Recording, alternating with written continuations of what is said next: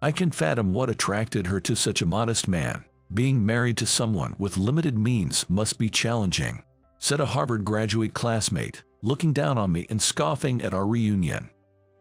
Moreover, he pushed me and even went as far as to spill his drink on me. "Dad, what are you doing here?" However, right after that, my daughter arrived in a luxury car to pick me up, and the situation dramatically changed. My name is James. As a child, I miraculously survived a near-drowning incident during a trip to the river with my parents, thanks to the quick actions of those around us who saved me. I learned that it was a combination of people who rescued me, performed CPR, called for help in a moment's notice, and provided treatment and emotional support. Eventually, I aspired to become someone who could save others, just like those who had saved me. And so, my first step towards that dream was pursuing a career in medicine. From that day, I dedicated myself to my studies and eventually got into Harvard Medical School. However, there, I became the target of a classmate named Michael. "Just because you're a bit smart and everyone admires you, you think you're better than us." Michael taunted me with his friends. "Is that so? But I have no interest in engaging with you, Michael. Don't act so superior. Just you wait." I had no intention of clashing with Michael, nor did I see him as an adversary. Perhaps that irritated him even more, and Michael left with a threatening remark. From then on, Michael started to harass me. But no matter the harassment, I was so focused on my goal to become a doctor that I paid him no mind. However, one day, an incident made it impossible to continue as before. The company went bankrupt. "I'm truly sorry, James. My father's company had gone bankrupt." My father, apologizing and looking downcast, had visibly lost weight. I was so engrossed in my studies that I hadn't noticed how much pressure my father was under. Realizing this, I was stunned. "Please forgive me for not being able to support your education. How could you say that? Family is more important than anything else. Now it's my turn to support you and Mom." Startled by my father's words, I responded and placed my hand on the shoulder of my downtrodden father. Hearing my words, my father was moved to tears. My mother also cried next to him. At that moment, I made a certain decision. It's a shame to lose such an excellent student like you, but if it's for your family, it can't be helped. "I'm sorry, Professor Thompson. Thank you for everything up until now." After dropping out of Harvard, I went around expressing my gratitude to those who had supported me. I decided to give up on becoming a doctor and to start working in order to support my father and mother. The next day, I immediately started job hunting and was fortunately hired by a major company. And I worked hard for the sake of my father and mother. "James, thank you. I'll start looking for a job too." "Don't push yourself too hard. Take it at your own pace, Dad." Seeing me work hard, my father gradually began to regain his spirits. I occasionally thought back to when I had to drop out of the Harvard, but I had no regrets. As long as my parents were healthy and happy, I continued to work hard and eventually climbed up to the position of department manager. It was around that time that I met a certain woman. "James, you're always working hard. Please have some coffee." "Thank you, Christine." Christine, who had joined the company a few months ago, brought coffee to my desk. She was incredibly attentive and had a bright personality, making her popular within the company. At the same age of 30 as me, I found myself drawn to Christine. "Hey, if you're up for it, would you like to go out for a meal with me?" "Of course, I'd love to." One day, she happily accepted my invitation to dine out. From there, we hit it off, and as we went out to eat more frequently, I took the plunge and confessed my feelings to her. "Do you really think I'm good enough? Being in a relationship with you feels somewhat presumptuous." Christine modestly downplayed herself when in front of me, seeming a bit less confident. I shook my head. "You're being modest. I like you, including your modesty. I want to ask you again, will you be in a relationship with me, with marriage in mind? Upon hearing this, Christine smiled shyly. From that day on, we officially became a couple. As we continued to date, met each other's parents, and eventually got married. After some time, we discovered Christine was pregnant. It's going to be a girl. We'll name her Elizabeth. Months later, Christine named our newborn daughter Elizabeth. Her big eyes were distinctive, and she was as cute as an angel, captivating us completely. I adored my daughter. I couldn't be more grateful to Christine for giving birth to Elizabeth. Elizabeth grew up healthy and happy, receiving love from both of us. Dad, you know so much. How come? Maybe because I studied a lot. I once dreamed of becoming a doctor, you know. Years later, when Elizabeth, now 5, casually asked, she was very curious. Why didn't you become a doctor if it was your dream? I had to give up on that dream, I guess. Now, we better hurry to daycare, or you'll be late. Okay. I quickly wrapped up the conversation and urged Elizabeth to get ready for daycare. I thought there was no need to explain all the details to her. Well then, have a good day. See you later. As Christine came to the entrance to see Elizabeth off to daycare, Elizabeth cheerfully waved back. Watching this scene, I couldn't help but smile fondly. Decades later, Elizabeth grew up to be a fine adult and moved out to live on her own. That's when I received a letter at home. An invitation to a reunion. It was from my Harvard classmates, inviting me to a reunion happening in a few months. Despite the harassment from Michael during my university days, I had friends with whom I was close. They must have remembered me, even though I dropped out midway, and sent me the invitation. While feeling nostalgic, I discussed it with Christine, and she said, "Go ahead, it'll be fine." With Christine's approval, I looked forward to meeting everyone after so long. Finally, the day of the reunion arrived. Elizabeth, who happened to be visiting home, drove me to the venue along with Christine for a meal. "Dad, I'll come back here to pick you up." "Are you sure? It's been a while since you've been home, and I don't want to use you as a driver." Since Elizabeth mentioned she would come to pick me up by car for the ride home, I felt a bit guilty but still asked her about it. Then, Elizabeth, with a beaming smile, said, "Don't hesitate. The world is a bit unsafe these days, and I want to do this. While you're enjoying the reunion, Mom and I will have a nice meal." "All right, thank you, Elizabeth. You two be careful and have fun. Take care at the reunion, Dad." With that, we parted ways in front of the reunion venue. I watched Elizabeth's car until it disappeared from sight, then, with determination, made my way into the venue. Guided by the staff, I opened the doors to the hall where my classmates, who had already arrived, were gathered. "What, James? I thought you were someone else for a second, but it's you, James. Long time no see. How have you been?" Classmates who recognized me rushed over. We're all in our late 50s now, but I could still see the remnants of our Harvard days, and I was instantly filled with nostalgia. "James, after dropping out of the Harvard, you have some nerve showing up here." "Michael." As I was catching up with everyone, Michael arrived with his entourage. Immediately, the unpleasant memories of Michael surfaced, and my expression darkened. "You're still getting all the attention, but just so you know, I was the one who sent you the reunion invitation. Did you think it was sent by one of your buddies by mistake?" Michael started laughing loudly with his cronies.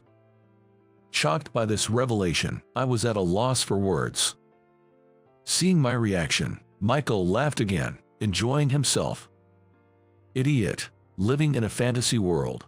This is a stage set to humiliate you. You quit the Harvard because you were poor, right? Even with a smart head. Being poor is just unfortunate.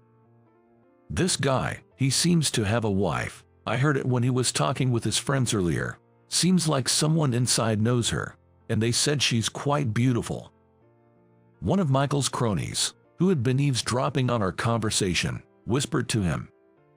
Hearing this, Michael smirked again. Well, she must really have peculiar tastes to be attracted to someone as shabby as you.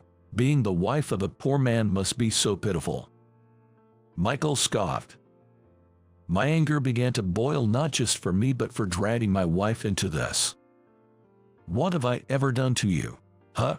I asked Michael in a low tone, giving him a sharp look. "I'm asking why you can say such awful things so casually." "Because you still annoy me to this day. When we decided to have this reunion, your face popped into my head and I got so irritated. I orchestrated this to make you come, so we could bully you in front of everyone. It's like a continuation of our Harvard days since you ran away back then." Realizing Michael was harassing me again for such a petty reason, I was frankly astounded, but he seemed serious. Michael grabbed a glass of alcohol from a nearby table and splashed its contents on me.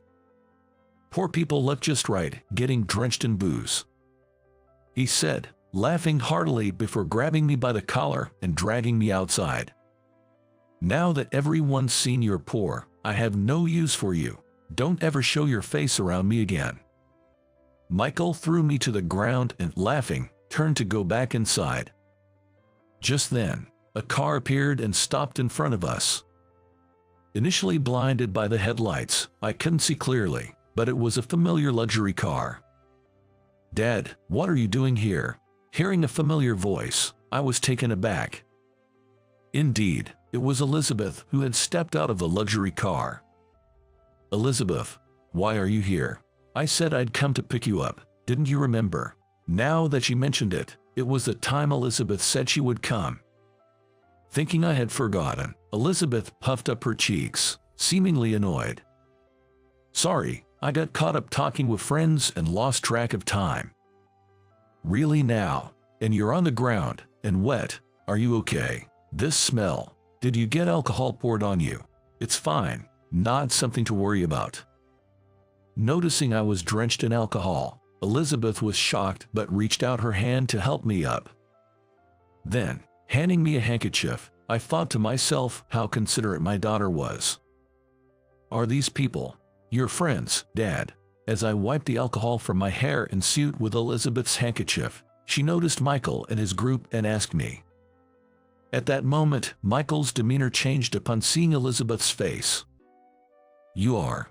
Michael, trembling and turning pale as if afraid of Elizabeth, surprised me with his reaction. Then, Elizabeth, upon seeing Michael's face, smirked mischievously. "Why are you here, Michael? Weren't you supposed to be on night shift today?" Though smiling, Elizabeth seemed angry. "Elizabeth and Michael know each other." Confused, I asked, and Elizabeth answered, "Know each other? He works at my hospital." Shocked by this revelation, I couldn't hide my surprise. It seemed Michael was also surprised to see Elizabeth and me conversing. "I swap shifts with someone else today, but are you two related? I mean, you share the same last name?" Michael, looking back and forth between Elizabeth and me, asked her. "Yes, that's right. And what of it? What's your relationship with my father? I understand you're one of his university classmates from the fact this is a reunion, but you don't seem like friends." Elizabeth, deducing from the situation that Michael wasn't a friend, glared at him. Michael, panicking, started to make excuses. No, we were friends and got along well back in our Harvard days, right, James?"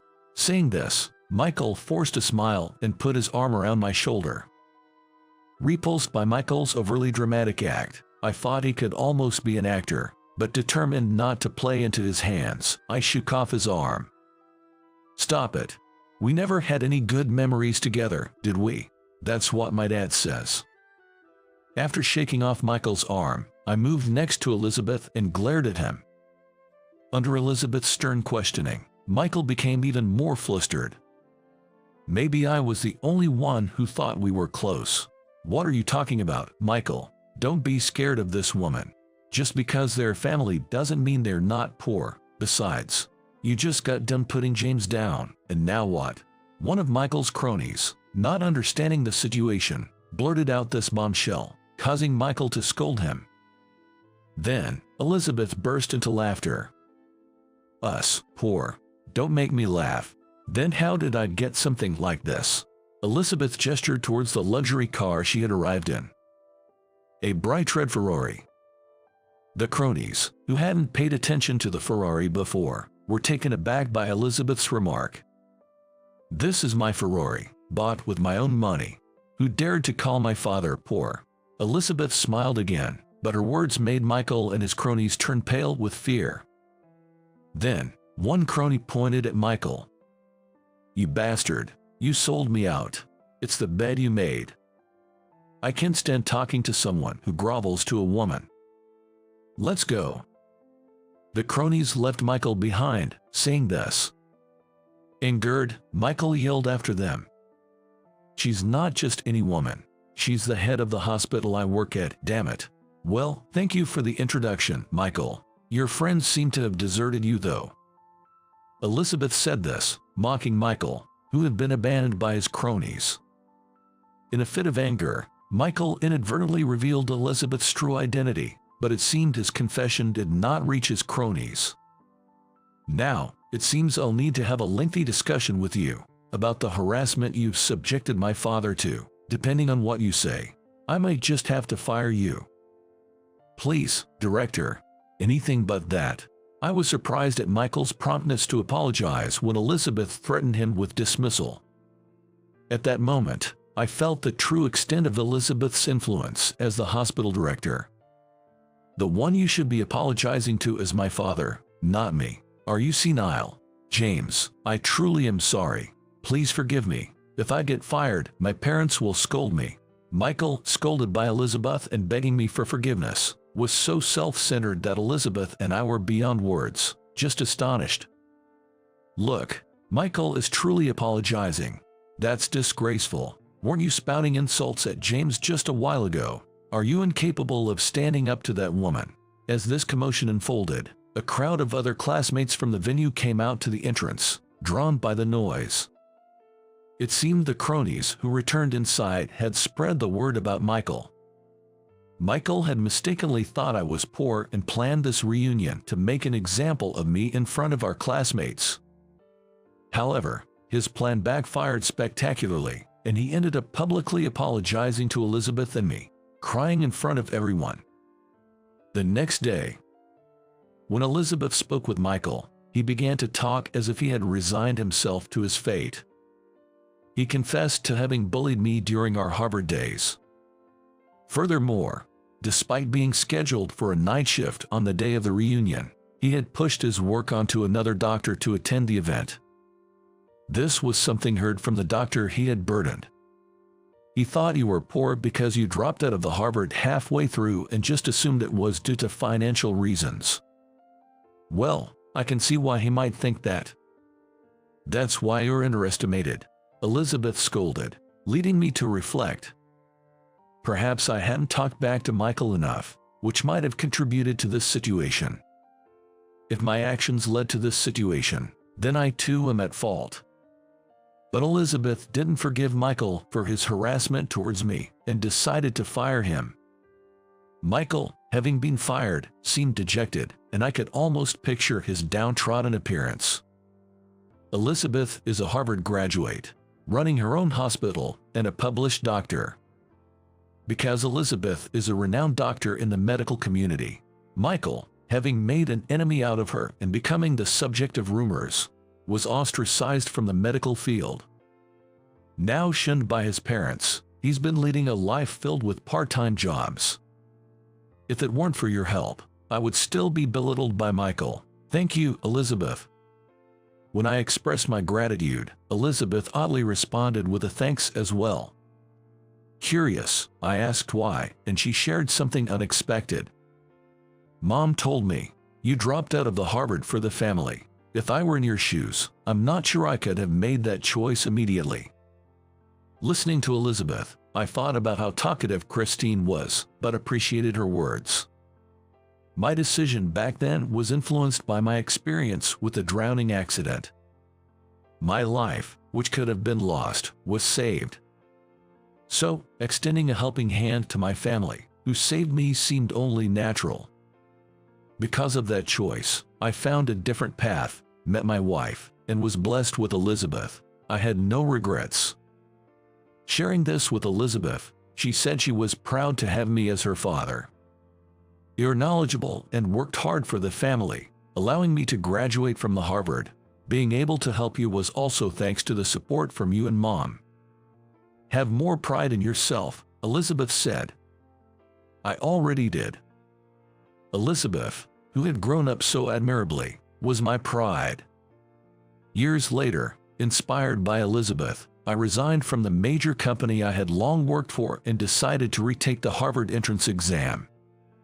When I shared my desire to retake the exam with Christine, she initially was surprised but then smiled and supported my decision. Encouraged by this long-dormant dream, I decided to chase it once more. After days of studying and hard work, I was accepted into the Harvard again. Years later, having diligently studied at the medical school, I graduated from Harvard. We did it, Dad. Now you're officially a doctor too. It's all thanks to the support from you and Christine. Thank you so much. I was immensely grateful to my family. Fulfilling my dream of becoming a doctor, I started working at Elizabeth's hospital, helping to save lives alongside her. I never initially thought that what I did for my family would come full circle and benefit me. I vowed to continue being a proud doctor for my family and patients alike.